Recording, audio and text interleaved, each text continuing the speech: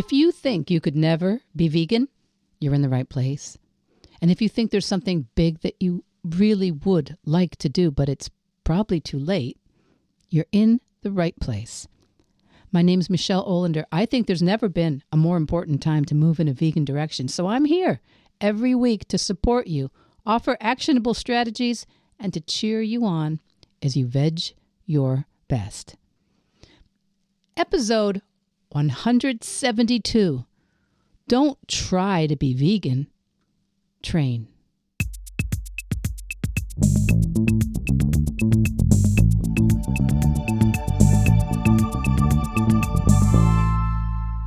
Welcome back, my Veg Your Bestie. Welcome back. You know, when people find out in the real world that I'm vegan, I often hear, oh yeah, I tried that. Meaning they don't have that vegan practice going on now. And if you're a parent or a teacher or a coach, come on, you've heard the younger folks say it, right? I tried, I'm trying. And if you're honest, you've said it too. And probably recently, right? I tried to balance the checkbook. I tried to figure it out. I tried getting up earlier. I tried keeping a journal. I tried not procrastinating. I tried decluttering the garage, not buying plastic in box 0. I tried taking those cold showers, not gossiping with my sister-in-law, keeping the car clean. We've all said it.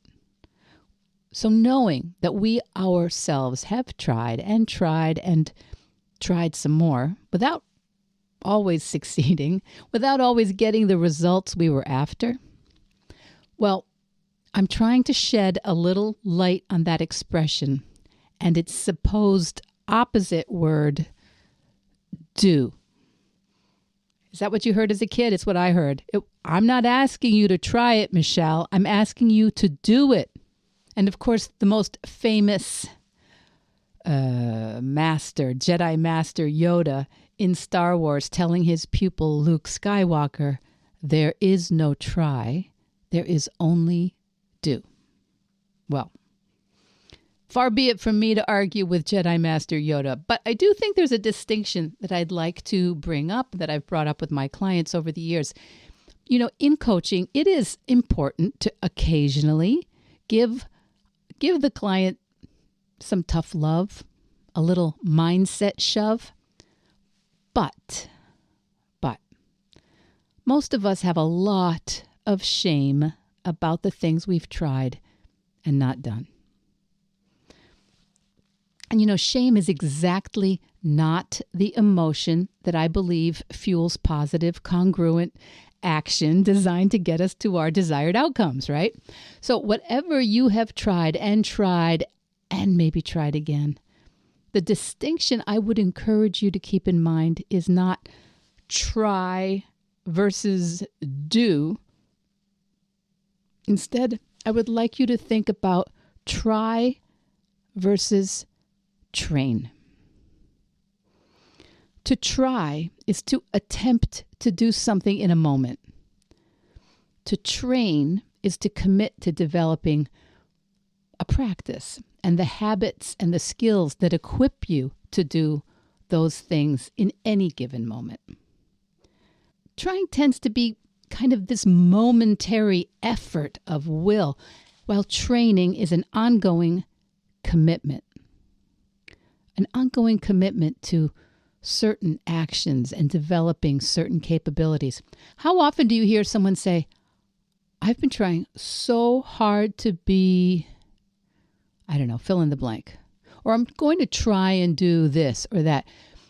I tried some vegan options. I tried some vegan choices. I dipped my proverbial toe in vegan theory and ideals in the beginning. And you know what? It remained pretty hard and effortful until I committed not to the concept of veganism, but until I started training myself by developing the practice of making vegan choices, asking the questions, educating myself, building the skills and the vocabulary and the connections that would make it over time as simple and straightforward a way of living as anything else in my life. You know that you don't just try to get through college or go to work or take care of your children or empty the trash or floss your teeth. Most of us have had hiccups along the way with all those sorts of things, right? Most of us did not learn anything important that we now do naturally and comfortably. We didn't learn it in a way of being flawless along the whole way. We had to commit to a certain amount of training. Training our patience and our focus and our skills. We had to train our knowledge base and our planning and our physical capabilities. I'm sure I've told this story on the podcast before, but when my first child was born, I had 3 kids born in less than 4 years, which, it's not a world record breaker, but it was full on for a while there. And when my first child was born, I would ask my husband to stay with her so I could go to the grocery store because I felt that I couldn't function or think with my daughter in the store with me. 17 months later, my son was born, and I felt that I could handle one child in the cart at the store, but definitely not both. Now, around 2 years after that, when our third child was born, I was like, okay, 2 kids at the market, no problem, but not all 3. That's madness. And that's because I'd been in training. I'd gotten better at it. The opposite, I would like you to think about, the opposite of try is not do, but train. And if something doesn't matter to you, this distinction is completely unimportant, doesn't matter. But if there is something you say you want to master, if there is some way you want to live that you're not right now, ask yourself if you were trying to do it or if you've actually been in training. Trying is what we all do first, right? It's what we all do first. We want to make a change in our lives. We buy the book, we watch the video, we buy the equipment or the running shoes, and we hope for the best.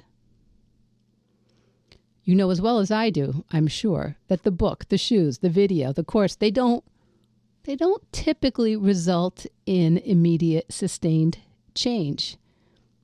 We do try. We really, really do try. But then, you know what they all say? You know what I say? Life happens.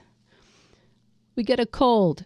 We have to stay home with sick kids, or a vacation changes our schedule, or the car is broken, or some sort of unexpected, expensive situation occurs. We might get injured. We might get tired or distracted. We lose momentum. And then maybe we gain the weight or start using the treadmill to hang our laundry on, or we stop showing up to the writing class.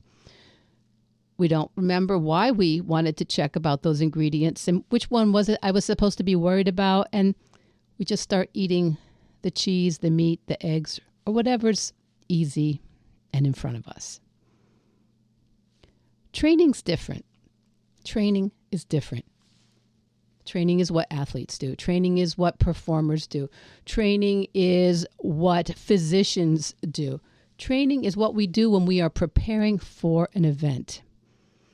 And training basically always has some sort of a plan. Part of the plan is some kind of timing or consistency. And training is also a priority that you keep bumping up in your focus. That's part of the plan. That's part of the training plan, is that you keep reorienting yourself towards it. Now, at Veg Your Best, well, that's the method. The name, Veg Your Best, is the method I use with my clients. And it isn't just about developing a vegan practice, because how you go vegan is how you make any new lifestyle change.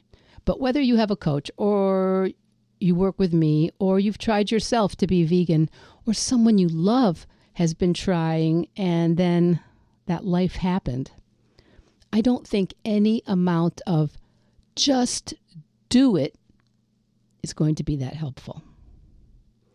Just do it gets you to do something, one thing, one and done.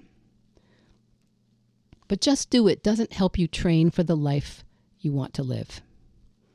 And just as runners very often start with a program like Couch to 5K, or college starts with a few 100 level introductory classes in topics that may not be what you totally want to focus on, but you need the background, you need the vocabulary, you need the exposure to methods and researching and how to take a college level class. There's a way of approaching goals with a thought process of training, not trying. Veganuary is coming up, if you know what that is. It's coming up in January. And I have had some folks tell me, yeah, I tried that vegan January challenge and it didn't work. And my response is, if it's important to you to make more vegan choices, let's just make a training plan, right? Let's get you the skills and support and habits and mindset that will make developing your personal vegan practice happy and sustainable and compassionate to you too in your actual life. Don't try being vegan, please. Train for it. And no, there's no push-ups required, no burpees. You don't have to start with the challenging or the most challenging parts of being vegan for you. In fact, I really, really, really encourage you to start by training with the much easier, more manageable parts first, so that you have that baseline level of vegan competency and fitness. And you know what? That's different for everyone, right? Some people don't even eat vegetables, or they're gluten-free, or their doctor has a protocol that they need to stay with, or they can't imagine shopping for the different cosmetics or clothing right now, or they've got a resistant spouse or a family situation. This is your walk-run method, okay? This is your Couch to 5K. You go as slow as you need to, and you get the fitness and the confidence and the skills and the education to allow you to move forward. Yes, I know there are people around us who are like, no, I went vegan overnight, never made a single error, and you are all awful people. And I think there's a Yoda quote for them too. If no mistake you make, losing you are, a different game you should play. There's always, always, always more to learn, kids. But the journey happens one choice at a time. And the good news is you actually don't have to try. In fact, please, don't try to be vegan or anything else. Train. Each choice, says Yoda. I'm not giving up yet on Yoda. Each choice, says Yoda, the branch of a tree is. What looked like a decision is, after all, only a pattern of growth. What looked like a decision is, after all, only a pattern of growth. And that's what we're here to do, right? To grow. You can take on more when you're ready. And if you need help or encouragement or a coach, you know how to find me. And until then, just veg your best. Veg Your Best podcast production, music, and editing by Charlie Weinshank. Thanks, Charlie.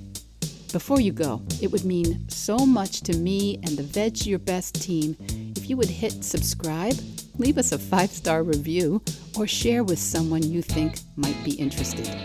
Something about algorithms, it helps bump us up a little in the rankings, and that's the best way to help others find the podcast and for us to find our audience. So, until next week, make it easy and veg your best.